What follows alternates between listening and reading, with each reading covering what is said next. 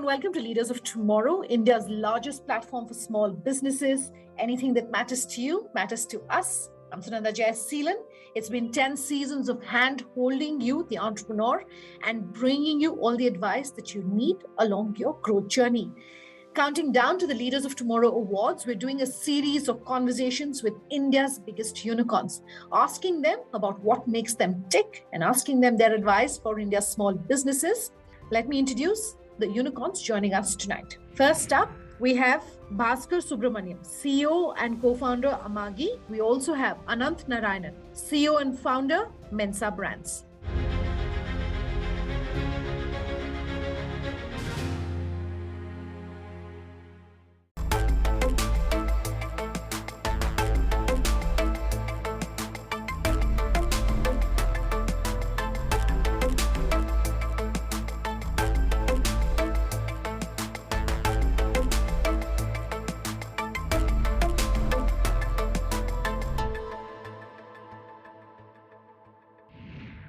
Thank you so much for agreeing to do this interview with us.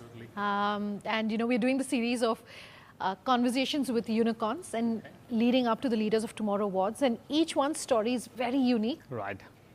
Yours is also very unique because I understand very early on when you were a child, you said, this is the only thing that I want to do. You realized that becoming an entrepreneur and, hustling in some sense was what you wanted to do for the rest of your life. Absolutely. And you even went to the extent of perhaps being the front runner or mirroring, perhaps I would say being the front runner. Right. You see a lot of entrepreneurs globally who say, we dropped out of B school, we realized it wasn't for us. And you did that as well. That's where the Is that something you would recommend for someone to become a famous entrepreneur, perhaps drop out of B school? I think a couple of ways I look at it, right? Education for me is not the way to look at things. Today's education is very, very traditional, mostly career-oriented. For entrepreneurship, you actually do not need education, technically. Okay. And in fact... on record, we have you saying that. Absolutely. And in fact, proof of the pudding is my own son. I've been telling him after 12th grade, you should actually go to work. Wow. And you shouldn't be going to college because it doesn't make sense. What class is he in now? He's in 10th grade now. Okay. So that's the kind of... Your wife is on board with that? Not yet, but yeah, we'll get there. But, sure. But the idea was to kind of, I truly believe that education has to change a lot. I think it's a broken system. All of us are aware of it, and we've been talking about it. And so for me personally, when I started the journey, it was fairly clear. In some sense, from an education standpoint, I've always been a self-learner. And I continue to be that. And I see learning as a lifetime of curiosity to do things. Not anything that specifically that you're going to do it in a 4-year period or a 3-year period and then you're done. So to that extent, learning is it's basically the schools and education institutions should actually provide us the ability to learn rather than learning itself. Because learning is something that will continue to happen infinitely. That's the way I see it actually. Okay. We were shooting with another unicorn not too long ago, Open. Right. And the founder has one-upped you in the sense that after the 10th standard, he said... Anish, yeah. Yes, Anish. Or he didn't even finish out his 10th standard, but has gone on to become such a successful entrepreneur and a unicorn. And I was asking him about what perhaps that experience has taught him. And he says that it has made him more empathetic in that sense. It has made him more open really to hiring people who don't necessarily come in with a formal degree because they have so much of life's learnings and lessons that they bring with them. Has that your decision to drop out of B school perhaps impacting the way you hire? It does. We do have a very lenient policy in terms of education. Obviously, as a company that we've even had people who dropped out of college and come in, and I'm quite empathetic to those sort of people, fundamentally in terms of wanting to leverage what I call a diverse set of thought process, much more original in thinking, because you're not kind of colored by all the different schooling which conditions you a particular way of doing things. I think to that extent, refreshing thought process comes in from people who kind of dropped out as well. And again, not because I have, but largely I see that as a trend line as well. So the question I asked him, which I also want to understand from you, then how do you sort of, perhaps, is there a standard metric that you use when you're looking at people to hire? How do you sort of standardize the process then? No, a couple of things. I don't think educational qualification is a standardization. So again, 3 things is important in our hiring model, right? And again, they're very core. What I call first principles thinking.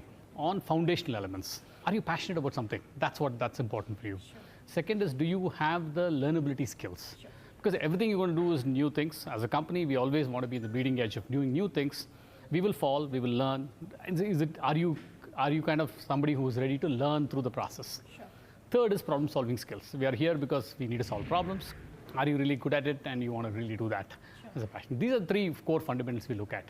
Not really specifically about education or a competency, and all of that is secondary to the process. So let's then take a step back and really talk about Amagi, the company. Right. For those of our viewers who may say, yes, I'm aware of what they do, but what exactly in layman's language? Could you explain that for us? Okay, so Amagi is in the media technology business. Yeah.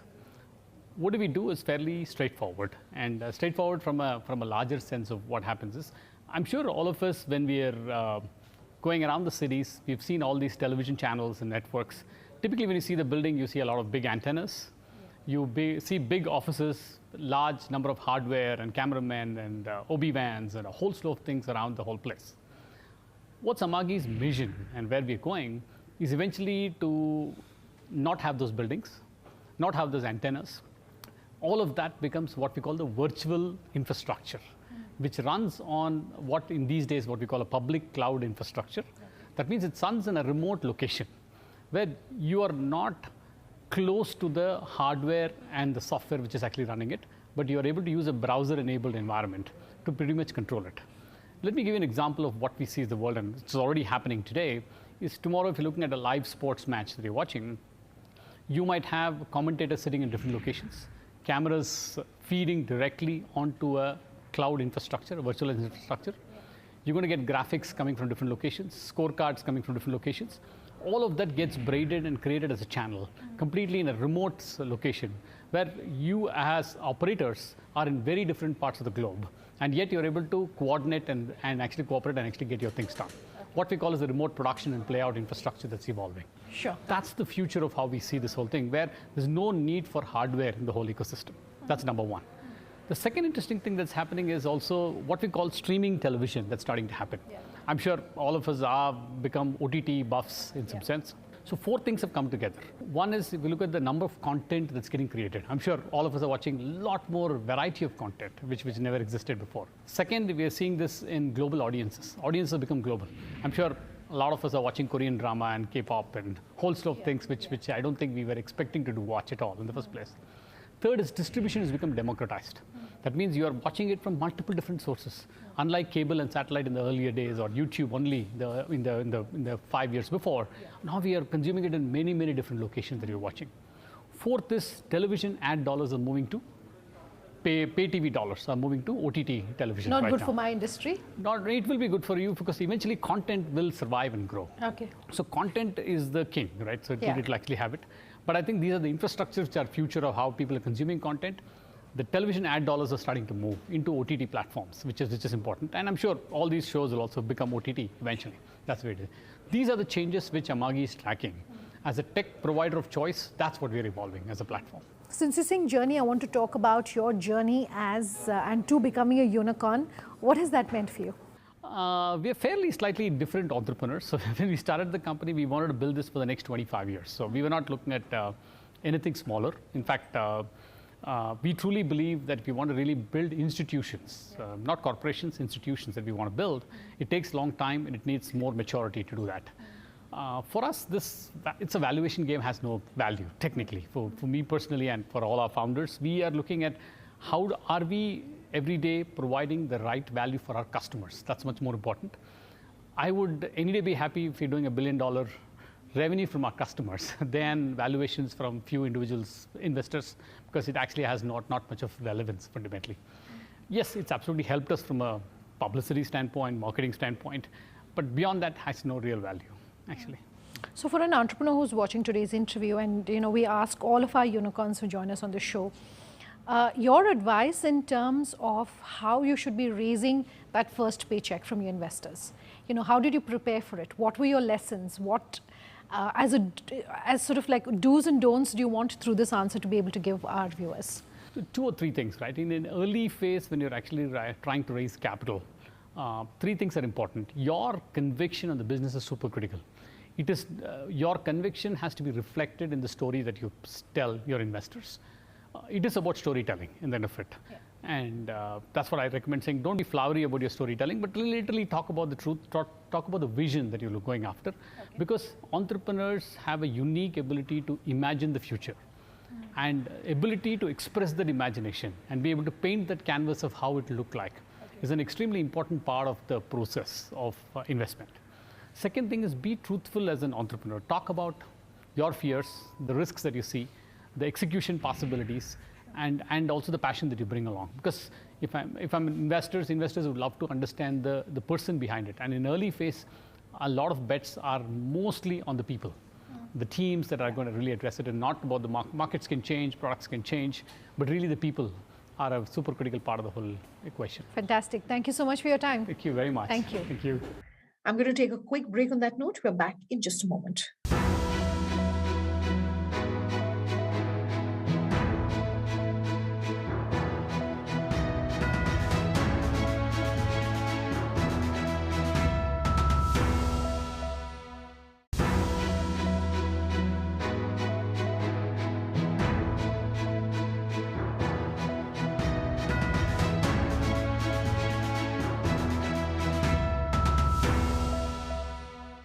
Welcome back. You're with us here on Leaders of Tomorrow. In the hot seat tonight is Mensa Brands.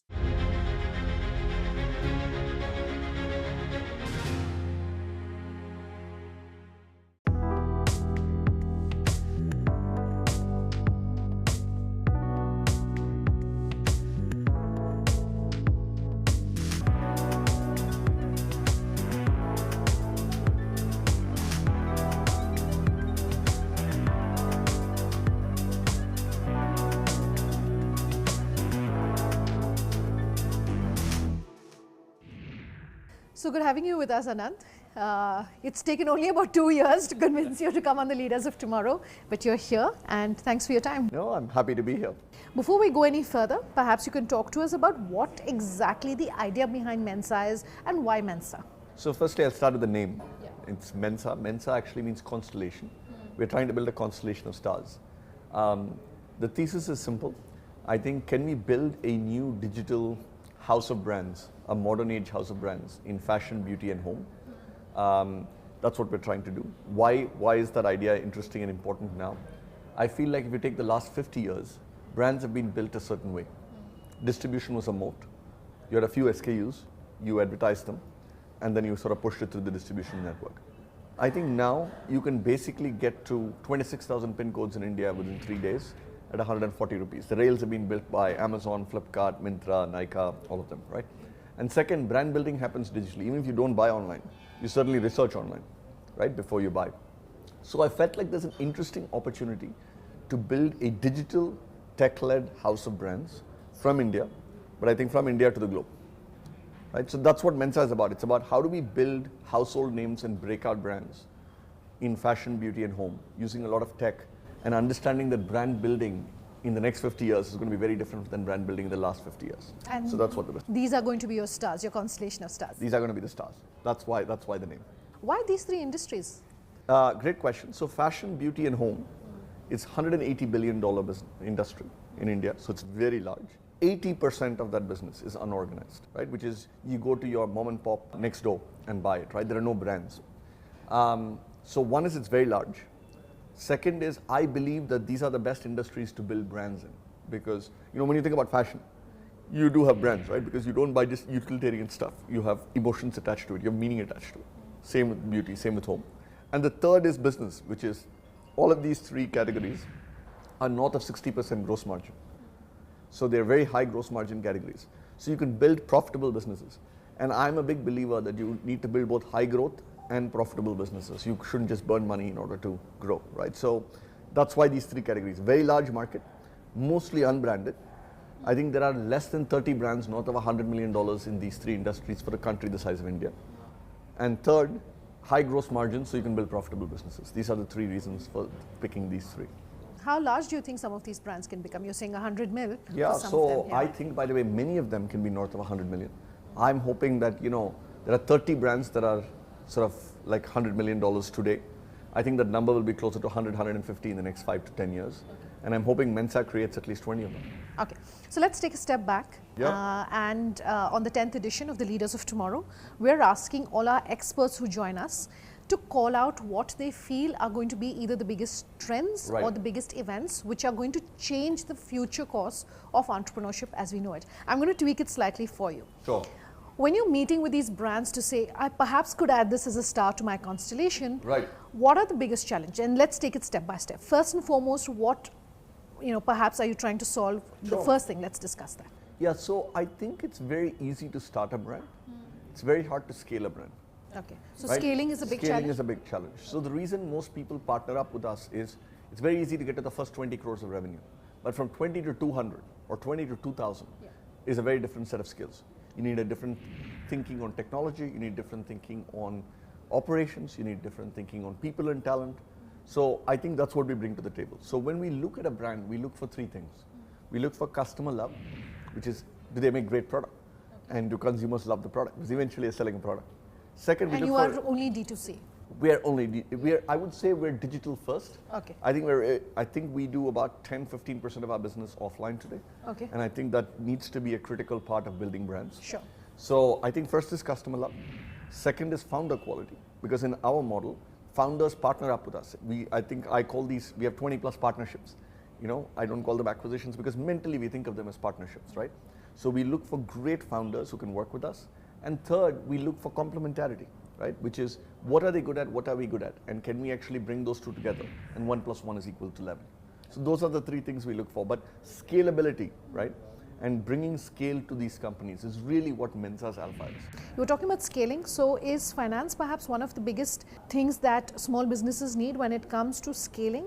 And the reason I'm asking you this is because, especially post the pandemic, it's been so difficult for small businesses, especially, to be able to access funds from traditional sources of finance and funding, like the banks, which is where businesses and organizations and individuals like yourself come in. So I have a different point of view on this one. I think actually capital is the least important reason why people come to us. Okay. I think expertise is first, people is second, and capital is third, right? And the reason is all of the businesses that we partner up with are profitable, right? And therefore they make money. Now they need capital to grow, but they don't necessarily need capital to survive. I think that's one. But to answer your question separately in terms of why is it hard to get funding, right? If you're a small business. I think first is, by the way, most lenders look for how will you grow and scale the business so you can repay back, right? Whether it's debt or equity, right, over time. And therefore, they need to believe in your business plan. Second, I think most people forget that unit economics matter, which is every transaction needs to make money. If the transaction makes money, then as you scale, you make more money. So as you think about funding, right, what's important is, do you have a view to where this brand can go? And how much scale can it get to? And second, can you do it profitably? So the unit economics, do they work? That's what people look for. But the reason people come to us actually is, like I said, expertise on scaling, people, which is really important, right? You can't get great performance marketing people, you can't get tech people, right? If you're a small business. And third is, of course, capital. Okay. You said you're a digital first company.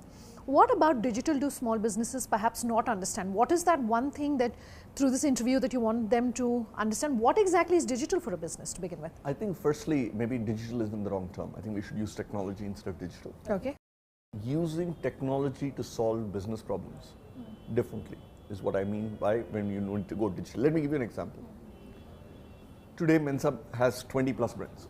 We have 10,000 plus SKUs. We have inventory that's spread out all over the country.